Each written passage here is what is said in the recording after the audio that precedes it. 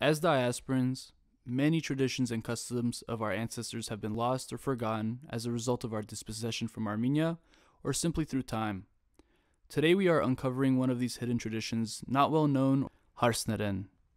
I'm Krista Marina Apardian. And I'm Haig Minasyan, And you're listening to High-Tuk Talks, the official podcast of the AYF West.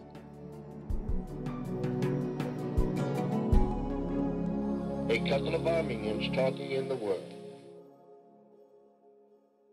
Carla Kekejian is a PhD candidate in communication sciences and disorders at the University of Utah, where she specializes in assessment and treatment approaches for bilingual children with speech and language impairments.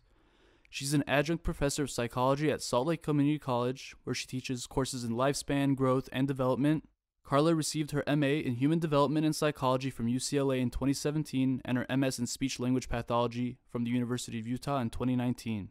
Carla began the study of Harsneren in 2015 when she was an undergraduate student at UC Irvine. Since then, Carla has documented the name Harsneren in reference to the practice and has gathered first-hand accounts on its uses throughout different regions of Armenia. Over the past several years, Carla has given talks on Harsneren at various universities including UCLA, University of Michigan, Ann Arbor, Harvard, and Oxford University. In 2019, Carla wrote and directed a documentary short film entitled Harsneren, Language of the Armenian Bride, which premiered at the Pomegranate Film Festival in Toronto, Canada. Hey Carla, how are you? Thank you for coming. Thank you for having me. Really excited to have you here. Likewise. Yes. Haig and I have been so curious about this whole topic as soon as we heard about it. So we have lots of questions for you. Well, I was amazed the first time I heard about it, and I guarantee you everyone listening now, you're going to be so interested because it's something that no one knows about. If you Google Harsneren, you'll only find Carla's work essentially on this. So Harsneren literally means bride's language, correct? Could you briefly just define what Harsneren is? Yeah, so you're right. Harsneren does mean language of the bride in Armenian. And Harsneren is essentially a gesture-based signing language used to communicate by women who had the ability to speak during times when speaking was not permitted for them. So it's a sign language created essentially by women, for women, to communicate during times when they were not allowed to speak. And it kind of just naturally happened, huh? There was no Harsneren class. No, Yeah. it doesn't seem like it. No, Yeah. There's no Harsneren class, and it seems like it was just developed out of necessity. I think some people may have learned it from seeing their moms or their own in-laws do it. There might have been some instruction that happened, but really we don't know. But yeah, so it also varied based off of the environment. So it was also adapted that way. Well, so could you paint a picture to what the Armenian family kind of looked like? Because this is a little older of a custom, let's say, but what was the dynamic for people that just don't know anything about maybe our region and how the family dynamic existed? Right. So I think as it relates to Harsneren, when a girl got married, which often occurred at a very young age, she moved in with her in-laws, and that was very customary at the time. And so a bride moves in with her in-laws, and it was often expected of the bride to perform harsnuchun, and what that means is doing different sort of bridal tasks around the house. So it was almost like proving her worth. And so one of the things that was required of brides was to maintain silence. And that was a gesture of respect to the in-laws, to her husband, to really just those around her. She had to yield her speech as a sign of respect to those around her. That's crazy. And so this existed in the Caucasus region, or does it exist in other places? How far back does this go? You know? Yeah, so it's really difficult to trace it and to say how far back it goes. But I mean, we know based off of my research that it exists in present day Armenia, and I've also read about this practice of silence keeping in Western Armenian literature dating back pre-genocide, and so, you know, it existed in that region as well. But I'm curious if it's just an Armenian thing, or is it a Christian thing, a Muslim thing? Like, is it, or is it just regional? Other cultures also kind of have versions of this. Harsneren and the Chkhoskan. Yeah, so I should clarify, the practice of silence keeping was called Chkhoskanuchun, which, you know, literally means the practice of not speaking. And so it was this practice of Chkhoskanuchun we see in Armenian scholarly work, and we also see it, you know, in the present, based off of the areas that I did my research. You know, it's very likely that some form of this exists among different cultures within the Caucasus. It's interesting because I've looked very briefly into it, but women's specific or gender specific languages or forms of communication exist in other cultures as well. So just briefly, something that I've read about is called Nushu, which was a form of writing used by Chinese women. And so, you know, I haven't delved too much into those areas, but I think it's really interesting, this idea of like gender specific languages. And I think when it comes to Harsneren, it is a safe bet to assume that, you know, it existed in that entire region. But of course, I think all of that needs, you know, further research. But what I think is really important to note is that Harsneren is an Armenian word. And so while this practice, specifically the practice of Chkhoskanuchun, while it might exist across different cultural groups, maybe other countries, the word Harsneren is specifically referring to this practice used by Armenian women. And who coined the word Harsneren? Who came up with that word? Yeah, so we don't know. I think it's, we don't know like the root of it, at least based off of my research. I had done some reading. I had found some, you know, written work on this signing language used by Armenian women. And that's really all that I was finding in the research. And then I went to Armenia because I was interested in learning more about it. And it was in the Kurds that I was, in the villages that I was doing my interviews in, where some of the women were like, oh, you're talking about Harsneren, like this is Harsneren. And so when I would ask, you know, about the origins, you know, I wouldn't get concrete answers because it was just something that was learned and it was passed down. So it wasn't like a very, I don't know, official thing in that sense. I don't really know like what the best word is to describe that. I know what you mean though. Yeah. Just kind of passed through the villages. It's not really been studied or made into concrete form. Yeah. So, you know, it was Harsneren, like that's what we called it. Like that's what they would say. And I do think it was interesting until I went to Armenia, and I started interviewing women myself based off of the research that I was reading. It just called it women's language, which, you know, at first, before going to Armenia, I thought this was just a language used by all women, but it really is a language used by married women. And so girls had they were given permission to speak, or they spoke freely before they got married. And some women, after a period of time, were either implicitly or explicitly granted permission to speak. And so, I mean, some women just didn't speak for decades. And then other women, you know, perhaps didn't speak for 2 to 3 years based off of like when her first son was born. It really just depended from family to family. Oh, wow. Yeah. So it's no guarantee that you will get that permission as soon as your first child or son is born, or... Yeah, there's no guarantee. And I think what's really interesting about the practice of Chkhoskanuchun and this idea of being granted permission to speak, which is such an innate ability, right? And it's this idea of, you don't know if you're going to be granted that permission, and you don't know how. So when I say implicitly versus explicitly, it varies across different households. And so implicitly, you know, it was like an unspoken rule perhaps in the house that when the bride had her first son, or when her father-in-law died, like it really was just this unspoken rule in the home. And at that point on, she was granted permission to speak, but that was implicit. Explicitly, other women have told me that, oh, you know, one day my father-in-law came and he gave me jewelry, and I said, oh, what is this? And he said, well, now you have the permission to speak.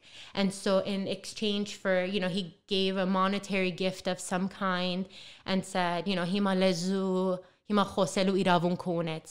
now have like the ability, the right to speak. So, and once you are granted that ability, is that full reign to speak, you know, as much or as little or however you please?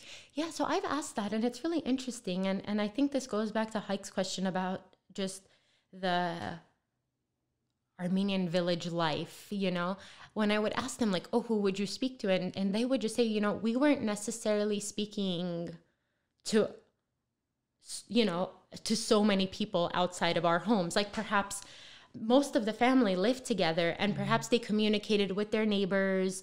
Everybody really was, if we're looking really back into it, you know, people were really invested or involved with agricultural work. So really everybody just fended for themselves. So I think opportunities for vast communication were limited. But I think what's really interesting is that even within the home, you didn't have the right to speak when you were practicing Chukhoskanuchun.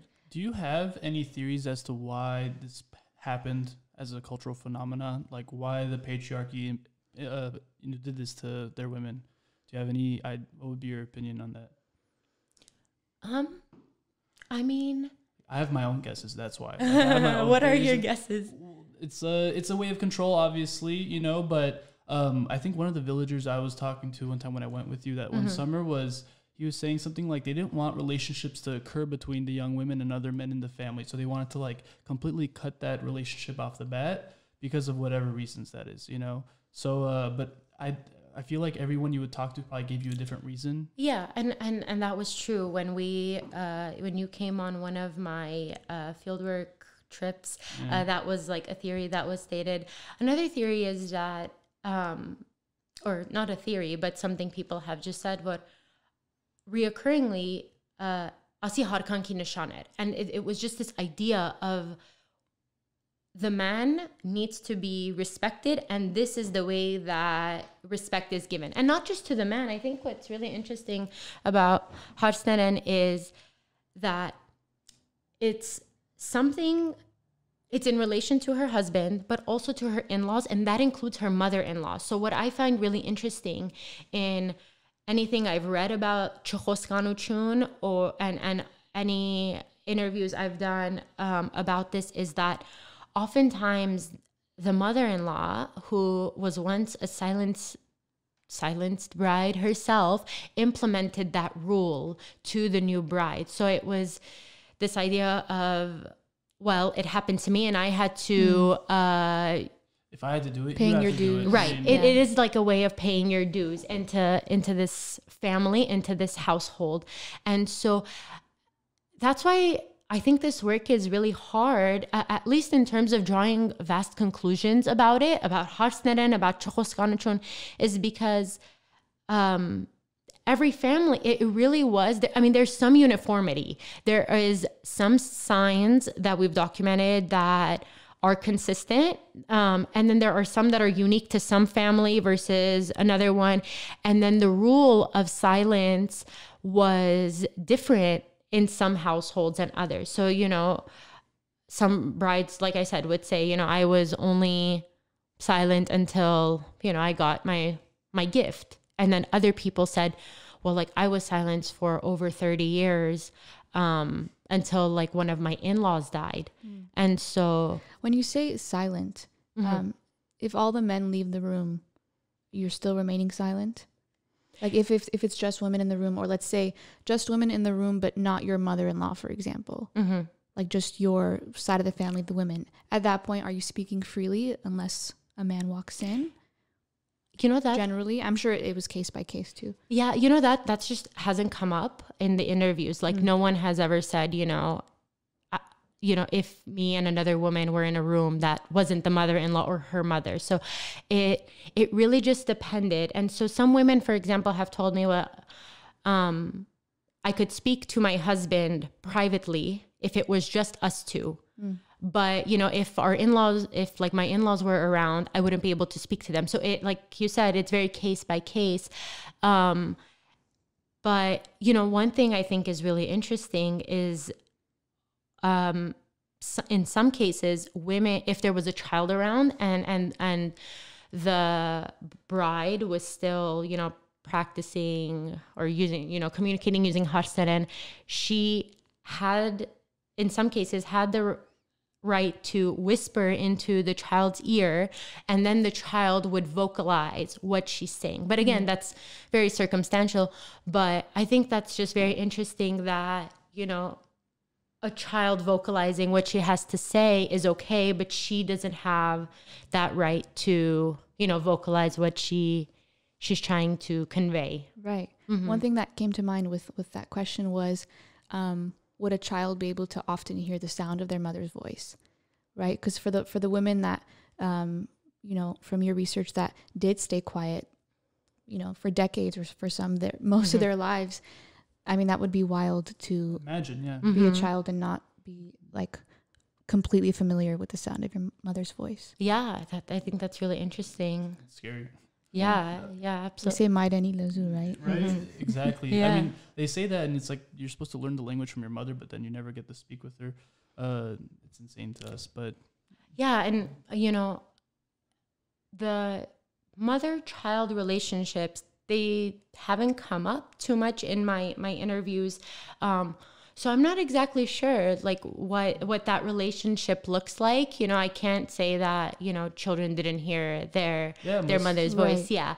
But I mean, I think it's a very valid question. Oh, true. For sure. Also, you were talking about the inception, like how you first came about this. Can you tell us about that, the story of how you kind of came about this whole project in the first place? Yeah, I think the story is really interesting. It's a very interesting turn of events, but really I was in college. I was at UC Irvine, and I was sitting in a linguistics class, and my professor was talking about Nicaraguan Sign Language. And posed a question in my head of, what do, deaf folks or people who are hard of hearing, what do they use in Armenia? So I was really interested in Armenian Sign Language for people who are hard of hearing or who communicate using sign language, because of course they're not going to use American Sign Language in Armenia, right? And so I started Googling like Armenian Sign Language, and I came upon this Wikipedia link that said Armenian Sign Language, that is used by the deaf population, not to be confused with Armenian Women's Sign Language. And there was no link, it was just a statement on Wikipedia. You're like, wait, hold on. Yeah, I was like, Women's Sign Language? I was like, excuse me? Yeah. I can't click on it. Come on, man. Yeah, there was no data from that link, but I'm like, this came from somewhere. And so I went to the library. I spent a lot of time at the library, and a very determined librarian ended up helping me. And, after some time, we came upon a book that, just anecdotally mentioned this sign language used by Armenian women, and they linked it to, or they cited it as,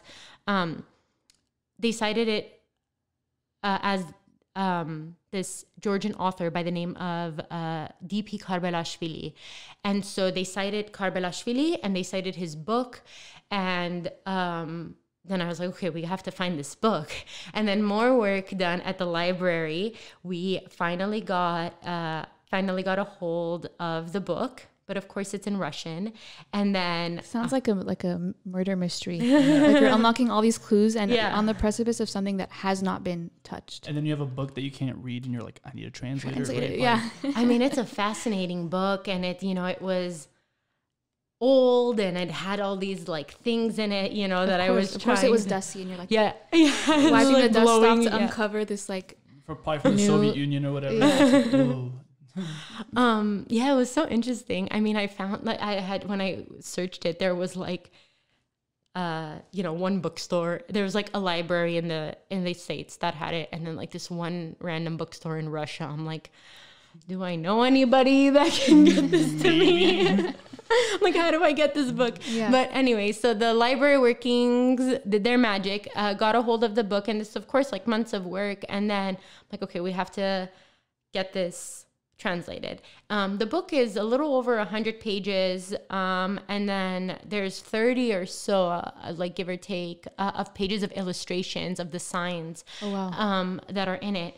And so one librarian at UCI transferred me to a Russian studies librarian at UCI, and he was so helpful and also so interested in this topic, where he volunteered to translate the book. So he volunteered to translate the whole book, and we translated it into English.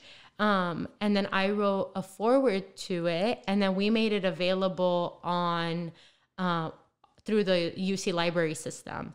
And so we made the book available. Yeah. And so when we translated it into English, in it, it said 4 villages that Karbalashvili, this, you know, Georgian scholar in the early 1930s, it said 4 villages that he conducted his research in. So, and one of the villages was the village of Baganis, which I had done youth corps in a couple years before that. And so, you know, we had spent some time there with youth corps, and I had the mayor of the village as a friend on Facebook. And so I think it was that summer. So all of this is like going on during like one academic year. And so that summer, 2016, I went to Armenia, and I messaged the mayor, you know, on Facebook, and I said, you know, you know. And so it was in Baganis when I went. I took 2 friends with me. It was in Baganis, and with the first woman that I ended up interviewing, you know, I was like explaining this thing that I had read about, and she goes, oh, Harsneren. And so that's then it began, and I said, oh, okay. So I interviewed her for a while, and it was, you know, very informal. And I said, oh, Urishmega, do you know anybody else who you know, spoke Harsneren? And then they directed me towards the neighbor, you know. And so it was all done by foot, really, you know, going from home to home and interviewing families. And it wasn't, you know, sometimes women were interviewed alone, just really depends. And then, but other times, I mean, you're walking into people's homes. You can't, you know, you have to, you know, respect their home and talk to everybody who is there. So sometimes it was just really depending on the home. It either was like an individual interview, and sometimes, you know, grandkids were around, and you know, husbands, in-laws were around. But at this point, did you know what project you're kind of putting out there? You were just winging it, like, hey, I'm just going to interview as much as I can right now. Yeah, you know, when I went, I didn't expect to find anything. And there was no agenda to it. Mm-hmm. I really just had seen this thing that I, you know, online, that I had just gotten invested in as like a side project. And then I love going outside of the city in Armenia anyway. So I love visiting different cures and stuff. So I thought, you know, I have like a contact here, and it's a good opportunity to, you know, get out of the city. If I find something great, if not, that's okay too. And so there was no agenda to it. There was no camera. There was nothing. And when women started demonstrating signs, like me and two of my friends, I'm like, oh, who has an iPhone? Like, you know, and so I recorded this. And of course, you know, we asked for consent, and, you know, if somebody didn't want to be filmed or anything, we respected that. But yeah, there was no project in mind. And so I just did as many as I could during that weekend, and given my time in Armenia. Well, then I met you in the summer 2018, and I got to go with you on one of these trips. But at that point, you already done the documentary, because this eventually turned into a little bit of a film project for you, like a short documentary. So does that mean the summer beforehand, you had gone back with a plan to like, hey, I'm going to go film this with a better camera and produce something, correct? Yeah. Well, the documentary didn't happen until, like, the actual document didn't happen until last year, like 2019. But we had filmed the footage, some of the footage in Baranis and those neighboring villages. Let's see, the initial fieldwork was done in 2016, and I think it was 2018. I think it was the summer that I met you in Armenia. I think I had taken 2 trips, and one of them was to Tavush, where I did more official filming there because I knew that it existed there, you know? And then when we went on that trip, I had heard like anecdotally or just from different participants that the sign language also exists in different regions of Armenia. And so someone told me that, you know, you might be able to interview people in Gavar. Yeah, it was close to Martuni by Sevan over there. Yeah. But I have to say, Carla, when you told me about this, I was so interested. I was telling everybody at Birthright and whoever I would meet, you know, there's this practice that we have no idea about, and it was so interesting. So it's really mind-blowing stuff, and if it wasn't for this, I definitely would have never heard about it. I mean, maybe it's just because we're in the diaspora and it, you know, definitely died out. Did it seem like it was dying out, though, as a practice over there? You know, it seemed like it at first when I started doing interviews, but the more interviews I did, the younger participants came my way. Oh, wow. Yeah, so I think the youngest person I've interviewed is 19, but she didn't speak Harsneren, she just practiced Chokhoskanuchun. And I think that's a really important thing to note, is not everybody who practiced Chokhoskanuchun spoke Harsneren. And so, again, and that really just varied from household to household. And the girl I met who was 19, I mean, that was in the 2018 trip. So I thought it was like fading away, but, you know, in some areas it very much exists. But maybe in different forms or not. In different forms, yeah. And the signs are different too. Like when I have interviewed younger participants, you know, some people have said, well, yeah, I didn't really use signs for cow and, you know, different cattle because we just didn't have that, you know. And then like younger participants have said signs for, you know, the police or things like that. And so like I said, some uniformity did exist, but I think it varies on the home, the environment, Household. Yeah, the household, yeah. What would some of the repercussions look like if someone did speak up? Like, I imagine for someone who, let's say, just got married, it takes a second to get used to realize, oh, wait, I'm not allowed to chime in here and there or have a full-on conversation with certain people. Yeah, that's a really good question. And, you know, I think the best way to answer this is through an example. I was interviewing a woman perhaps in her 50s, who was telling me about how strict the, you know, Chokhoskanuchun was enforced. And she expressed being abused when, you know, she broke her silence. And she told me, you know, that was so hard. I mean, it was such a hard adjustment. And when she broke her silence, you know, she was abused. And so she said that when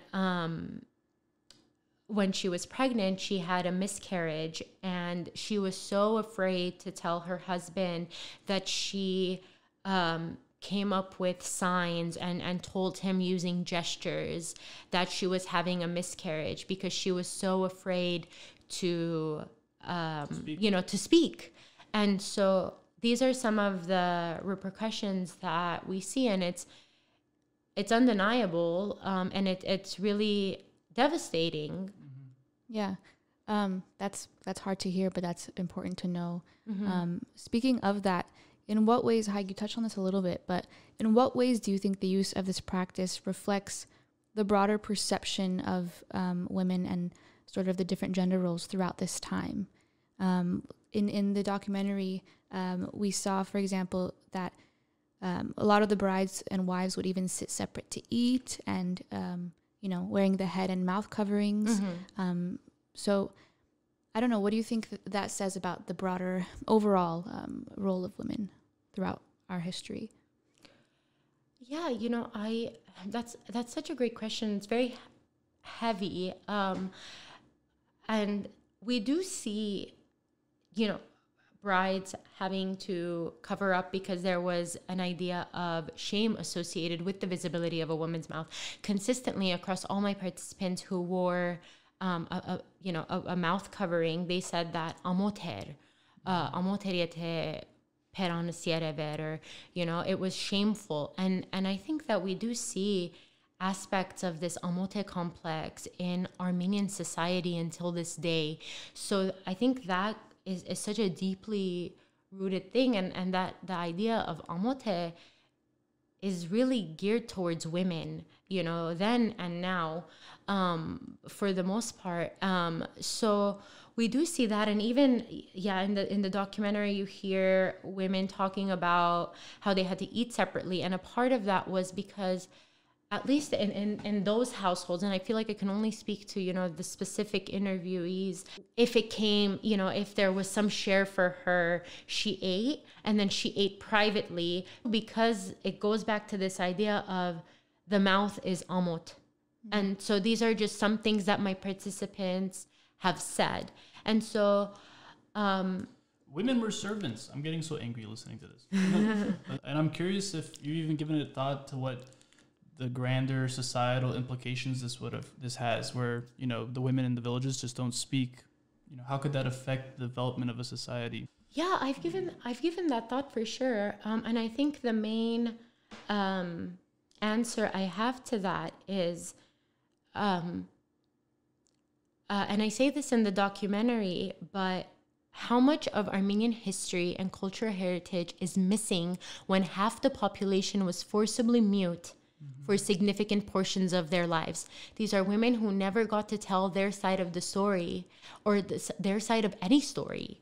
And so I think that is just such a broad, one of the biggest impacts among so many of Harsneren.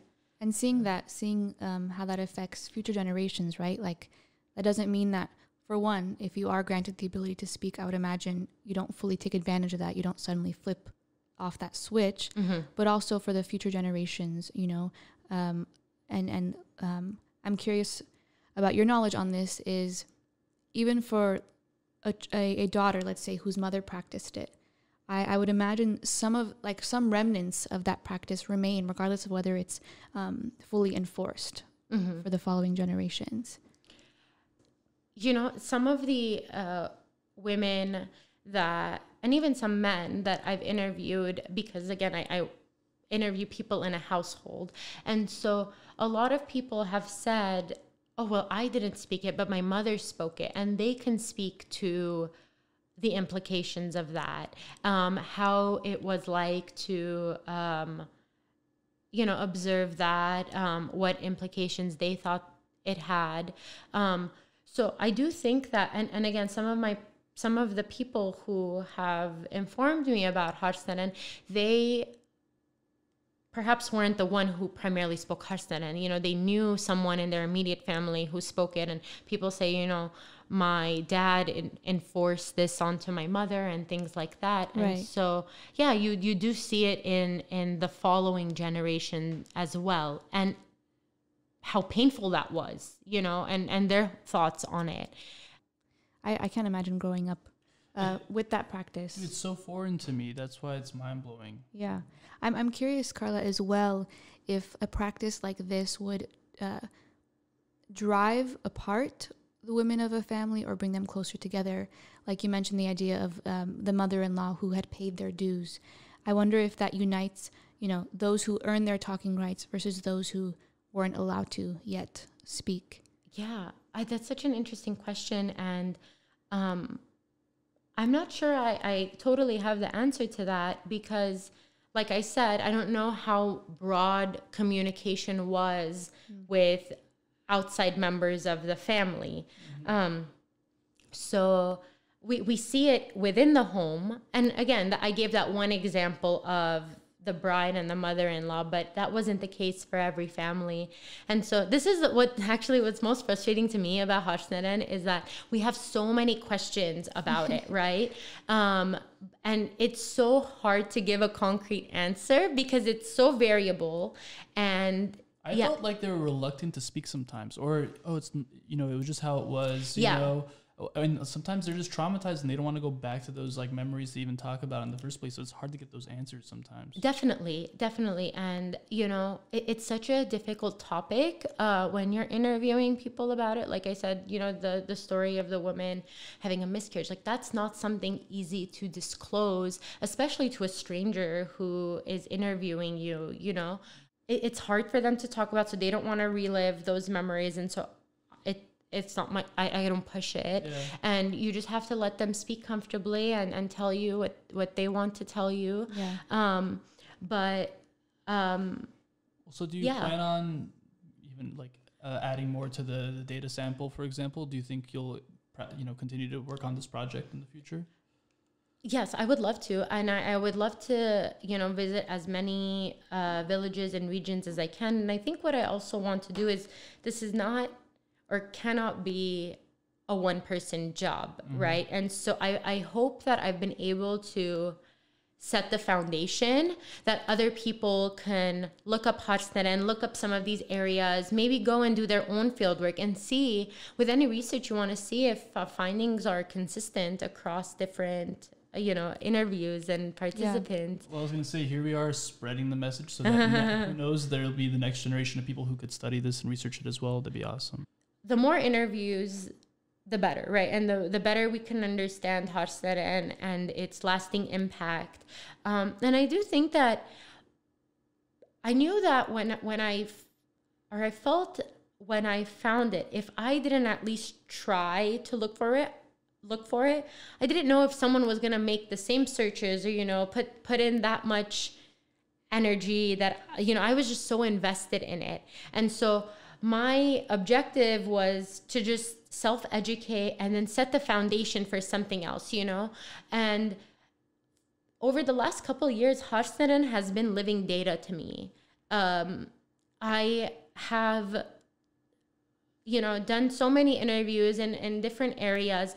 And when I started this, I was 21 years old. And the way that I looked at some of the issues surrounding Harsneren was a little different than how I look at things now. I mean, you grow and you learn and you understand things a little bit more. So if I look at the way that I understand, if I wrote a paper back in 2016 or 17, analyzing some of this, it looks a little different than how I would interpret it now. And that's the idea of it being living data is that, you can go deeper into it and understand it. And so the more that I can unpack to the best of my knowledge, and abilities, I think that will just set such a, at least set a foundation that other people could, use as a stepping stone.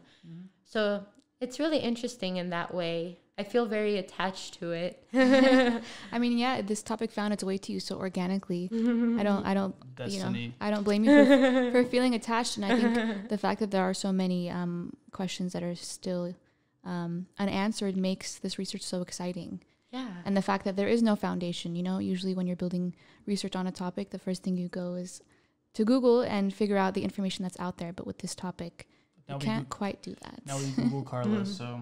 Yeah, no, exactly. Yeah. Yeah, and I love, I wrote about it and I've presented about it at different conferences. And I made the documentary, which is, at this point, it's about 17 minutes long. Because and there's a short clip online that you can watch on YouTube that's 3 minutes. And I am just very keen on the idea of making research and making data and these stories accessible to anybody. And so I think that a short documentary or a short video clip that you can post on YouTube or on Facebook, or show at a community center, be it the documentary, that makes the research accessible. And that's really important to me. Like, I don't want to hold this and not share it. I want to spread, as much information as I can about it. Yeah. One last question though, Carla, before we go. Yes. Like I've been saying though, it's been very weird it was so interesting, but at the same time, it doesn't make sense because in our household, our mothers are the loudest people in the house, right? Which is like what we're used to and what we love. But how should we look at this now in the modern context? When we're looking at, a lot of us go to Armenian, we kind of see a heavy patriarchy, a heavy misogyny in the first place. But how should, a lot of times too, when we do youth corps, we go to the villages and we experience this firsthand, it's off, it's weird, but then there's a part of us telling us, this is just how it is here. This is the culture of the, in the villages, let's say. How should we interpret it, going forward, knowing this information? I think with any sort of, if you're going in an environment that is not your own, you can't approach it with any sort of judgment. And so so when I do these interviews, I am just an active listener. Sometimes I ask questions and, I get responses, but it's, and I think that's really important to keep in mind, especially if, you're going from the US to Armenia, for example. And one way that I think there's no doubt Harsneren and this practice of Chokhoskanchon is an awful part of Armenian history. And so it means that half our population was forcibly mute. It means that they were stripped away from an innate ability. And that is very difficult to absorb. And I think that there's no sugarcoating that in that sense. But like I said, I think something that I have come to analyze or observe about Harsneren is that it almost to me seems like an expression of agency, because during times when women were not allowed to speak, these women, even if we don't know how far back it goes, these women literally created their own sign language to communicate. They found a solution to this problem, this difficult circumstance that they were in. So it depends on how you look at it. I also think so. It is really difficult, and the premise of Harsneren is really difficult to absorb. I can tell from your faces right now that it's like difficult content to it's hard to accept that, like, this is your history, right? So at least based off of my interviews, it was a cultural thing. And so the men or the in-laws or the mother-in-law, it was within family that this practice was enforced. And so it is really hard to accept it. But it is the reality. And we have to learn about it, and we have to acknowledge this thing that, existed and might still exist in parts of Armenia today. But I also think it is important to look at it of what it was in those circumstances, because depending on the women that you communicate with, sometimes women just say, well, that was the time, things were like that. And then other people express more rage and anger towards it. But yeah, and at that time though, at least based off of my analysis of it, they found the solution, during this time that gave themselves agency. I remember, Carla, while you were in your undergrad, we had a conversation at like an In-N-Out near UCI. And I remember hearing you so passionately speak about linguistics at the time and your study of sign language. And it's just amazing to hear, you know, from there to now, this whole world that you're opening up for yourself and for all of us.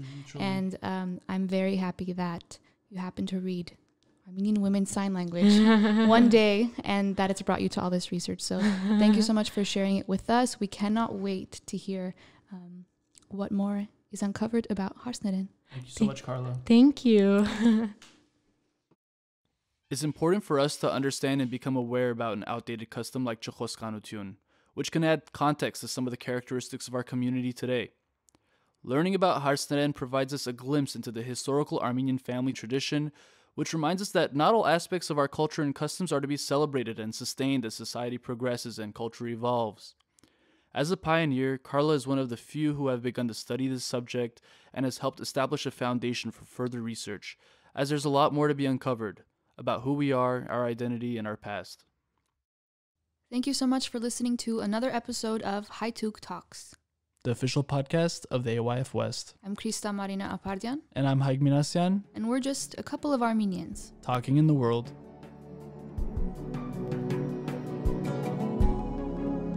A couple of Armenians talking in the world.